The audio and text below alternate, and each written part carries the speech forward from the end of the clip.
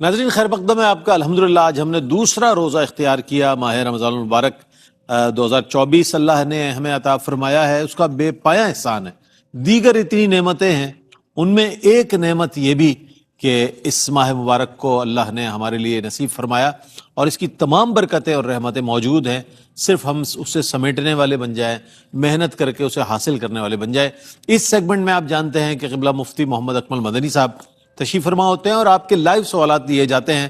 جلدی جلدی جو آپ کے سوالات ہیں انہیں تحریر کر لیں, اور ٹیلی فون لائن جو آپ کو نمبر دیے گئے ہیں اس پر کال کر سکتے ہیں. آتے ہی ہمارے ساتھ کالرز شامل ہو گئے. السلام علیکم. وعلیکم السلام. جی سوال بتائیے گا. جی میرا کوشچن یہ ہے کہ نماز پڑھ رہی ہوتی ہے نا, تو میل جو ہے نماز پڑھ رہی ہوتی ہے, ساتھ میں بچہ آ کے یا نماز بچھا کے نماز پڑھنا شروع کر دیتا ہے, ٹھیک تو ہے, کیا اس طرح نماز ہو جاتی ہے؟ ٹھیک ہے. اور کوئی سوال ہے آپ کا؟ بہت بہت شکریہ. جی مفتی صاحب کیا فرمائیے گا. بسم اللہ الرحمن الرحیم. جی بالکل اس سے کوئی نماز میں فرق نہیں پڑتا. بچے آ ہی جاتے ہیں, بعض اوقات تو آگے آ کے لیٹ جاتے ہیں. جی جی, تو اگر لیٹ بھی جائیں بالفرض تو سجدے میں جاتے ہوئے ہلکے سے ہاتھ سے سائیڈ میں کر سکتے ہیں, اور ساتھ میں آ کے کھڑا ہو جائے تو کوئی مسئلہ نہیں ہے, نماز ہو جائے گی, متاثر نہیں ہوگی نہیں نماز. کوئی متاثر نہیں ٹھیک ہوگی. ہے. اور کالر ہے ہمارے ساتھ. السلام علیکم. السلام علیکم. مجھے اسٹوڈیوز میں آپ کی آواز. جی السلام علیکم. وعلیکم السلام. جی آپ فرمائیے. کو آواز آ رہی ہے؟ بالکل آ رہی ہے, سوال بتائیے. میرا سوال یہ ہے کہ میری والدہ جو ہے نا, ان کی عمر 90 سال ہے. ان کی قربانیاں قضا ہوئی ہیں, کبھی ان کے پاس کچھ ہوتا کبھی نہیں ہوتا, تو اس کے لیے کیا حکم ہے؟ میری بہن جو ان کی عمر 40 برس ہے, وہ صاحب اطاعت تھی, ان کے پاس مال تھا لیکن قربانی نہیں ہوئی. قربانی قضا کرنے کا طریقہ بتا دیں. ٹھیک ہے. قربانی قضا 90 سال عمر ہے. آپ نے اگر صحیح سنا ہو مفتی صاحب, مجھے جو آواز آئی ہے 90 سال والدہ کی عمر ہے, ان کی قربانیاں قضا ہو گئی, نہیں کر پائی ہیں, تو اب کیا طریقہ کار ہے اس کا؟ اور دوسری بات یہ کہ ہمارے اسٹوڈیوز میں MCR سے بھی آواز آ رہی ہے, اس کو اگر بند کر دیں تو ہمیں کالر کی آواز سنائی دے گی. جی دیکھیں, اگر کچھ زندگی کی قربانیاں رہ جائیں تو پھر قربانی کی شکل میں اس کی قضا نہیں ہوتی, بلکہ اب اس کا کفارہ پیسے کی شکل میں ہوگا. ایک قربانی چاہے وہ گائے کا حصہ کر لیں یا بکرا کر لیں, بہتر ہے کہ بکرا ہو, اگر نہیں تو گائے کا کم از کم حصہ صدقہ کر دیں اللہ تعالیٰ کی راہ میں کفارے کی نیت سے, تو انشاءاللہ وہ قضا ادا ہو جائے گی. ٹھیک ہے. اچھا وہ صاحب سوال ایک یہ بھی تھا کہ ماہ رمضان المبارک کی وجہ سے لوگ آفس سے چھٹی لے لیتے ہیں, اور ظاہر ہے وہ ان کی انٹائٹل ہوتی ہے, چھٹی بھی انٹائٹل ہوتی ہے, تو کیا ایسی صورت میں ان کی چھٹی لینا اور روزہ رکھنا, کیا روزہ متاثر ہوگا اس سے, یا وہ دیگر دنوں میں چھٹی لے لیں اور رمضان میں کام کریں؟ کیا اس کے لیے حکم ہے؟ نہیں, ویسے تو بہتر یہ ہوتا ہے کہ مشقت والے کام ترک کر دیے جائیں تاکہ روزہ احسن طریقے سے ادا ہو, روزہ بوجھ نہ بن جائے. لیکن آفس ورک میں تو میرے خیال میں کوئی ایسی مشقت نہیں ہوتی ہے, بہتر ہے کہ اپنے اس میں کر لے, کوئی ایمرجنسی کے لیے اپنی چھٹیاں بچا کر رکھ لیں.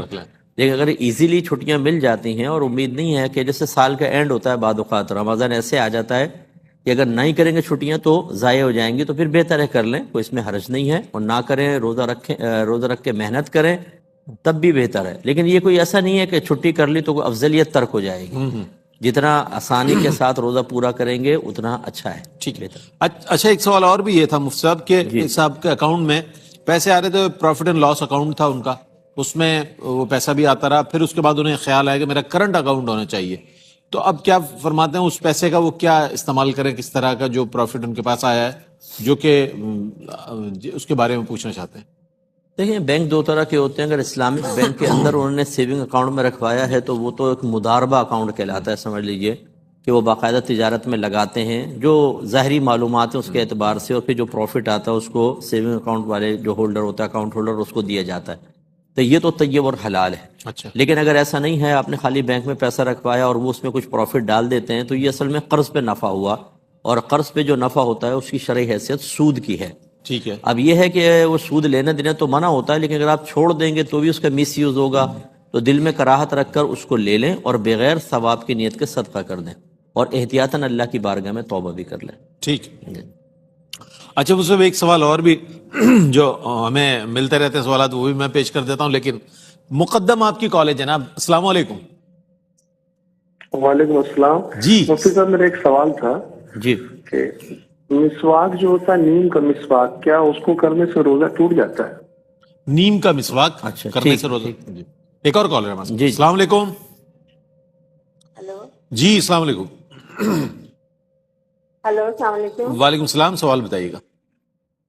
سر میں جب نماز پڑھ رہی ہوتی ہوں نا تو ہم نے ایک بلی پالی ہوئی ہے چھوٹی سی نا, تو وہ میری جانماز کے آگے آ کے نا مطلب بیٹھ جاتی ہے ساتھ میں, مطلب بیٹھی رہتی ہے وہ جب تک میں نماز نہ پڑھوں وہ اٹھتی نہیں ہے. اچھا تو کیا یہ جائز ہے یا نہیں؟ ٹھیک ہے ٹھیک ہے. جی مفتی صاحب. جی نیم کی مسواک شرعاً جائز ہے, لیکن اس کا ذائقہ حلق میں نہ جائے. یہ کوشش کریں, ظاہری طور پہ کر لیں. اور بہتر تو یہ ہے کہ پیلو کی مسواک کریں, وہ بھی ذرا استعمال شدہ. اس میں فائدہ ایک بھی عرق وغیرہ بالکل نہیں ہوگا, ذائقہ بالکل نہیں ہوگا. لیکن اگر وہ ذائقہ صرف منہ تک رہے, حلق سے نیچے نہ اترے تو ہو جائے گا. جیسے نمکین پانی سے کلی کرتے ہیں, بورنگ وغیرہ کا پانی ہے تو وہ ذائقہ تو منہ میں ہوتا ہے, حلق سے نیچے نہ جائے تو گنجائش نکلے گی. بلی اگر آ کر بیٹھ جائے دائیں بائیں ہے تو پھر تو کوئی پرابلم ہی نہیں ہے. بس یہ ہے کہ تھوڑی سی توجہ بٹے کی کوشش کریں, نماز کی طرف ہی متوجہ رہیں.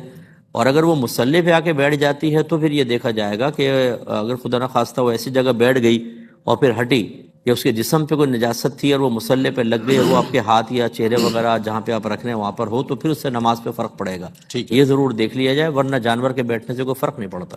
ٹھیک ہے. کالر ہیں. السلام علیکم. جی السلام علیکم. جی وعلیکم السلام. جی میرا سوال مفتی صاحب سے تھا کہ میں زکوٰۃ کے جو پیسے ہیں وہ میری بہن کے حالات بہت خراب ہیں, تو میں ان کو دے سکتی ہوں؟ ٹھیک ہے. اور کوئی سوال؟ جی مفتی صاحب کیا کہیے گا؟ جی بالکل, بہن کو زکوٰۃ دی جا سکتی ہے اور حالات خراب ہیں تو دے سکتے ہیں, لیکن یہ ضرور دیکھ لیں کہ وہ مالک نصاب نہ ہو. یعنی 7.5 تولہ سونا یا 52.5 تولہ چاندی یا اتنا کیش جس سے 52.5 تولہ چاندی خریدی جا سکتی ہو, یا گھر میں ضروریات زندگی سے زیادہ اتنا سامان ان کی ملکیت میں کہ جو 52.5 تولہ چاندی تک اس کی مالیت پہنچ جائے, جو آج کل 1,24,000 25,000 تک ہوتی ہے.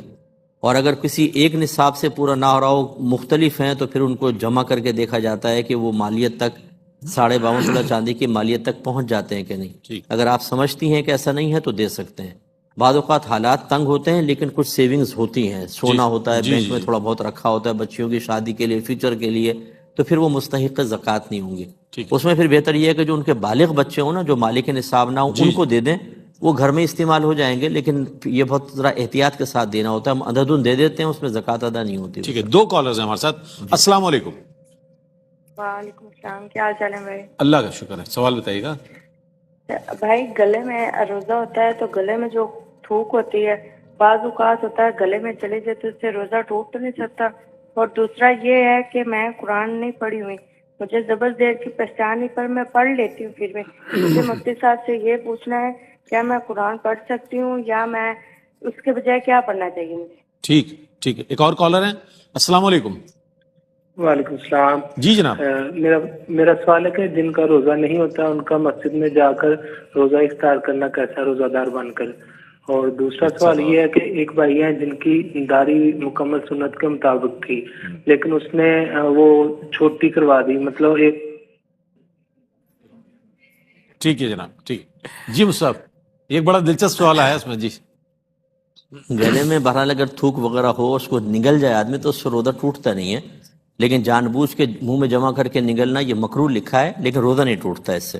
اگر بہن کو قرآن پاک نہیں آتا تو سیکھنے کی کوشش کریں. آج کل تو کیوں ٹی وی پہ بھی آتا ہے, یوٹیوب کے اوپر سینکڑوں ایسے پروگرامس موجود ہیں کہ آپ سیکھ سکتی ہیں.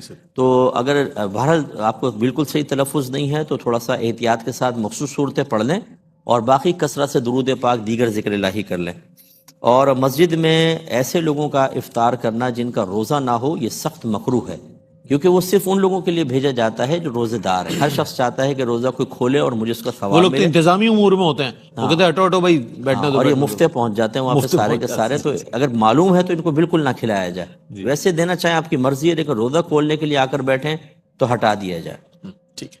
میں بہت شکریہ ادا کروں گا مفتی صاحب آپ کی تشریف آوری سے. یہ سیگمنٹ جو ہے ہمارا بہت زیادہ پسند کیا جاتا ہے کہ مفتی صاحب ہوں گے, ہمارے سوالات کے جوابات دیں گے. اور جناب بالکل الحمدللہ اللہ تعالیٰ مفتی صاحب کا سایہ سلامت رکھے, یہ سلسلہ جاری ساری رہے, آپ کے سوالات آتے رہیں, مفتی صاحب کے جوابات آپ تک پہنچتے رہیں. کل بھی انشاءاللہ آپ کی خدمت میں حاضر ہوں گے ان تمام سیگمنٹس کے ساتھ جو آپ نے آج دیکھے, اور اس سیگمنٹ کے ساتھ جو آپ کا پسندیدہ سیگمنٹ ہے آپ کے مسائل اور ان کا حل انشاءاللہ. اس کے ساتھ حاضر ہوں گے. اپنا بہت خیال رکھیں, اپنے گرد و نواح میں رہنے والے تمام مسلمان بہن بھائیوں کا خیال رکھیں, چونکہ مواخات کا مہینہ ہے, مواسات کا مہینہ ہے, یعنی غم خواری کا مہینہ ہے. ان لوگوں کو بھی ضرور یاد رکھیں جنہیں یہ خوشیاں, یہ نعمتیں, افطار اور سحری کی نعمتیں میسر نہیں ہیں, ان کا بھی خیال رکھیں. اسی پیغام کے ساتھ اپنے میزبان محمد رئیس احمد کو اجازت دیجیے. کل انشاءاللہ آپ سے ملاقات ہوگی, تب تک کے لیے اللہ حافظ.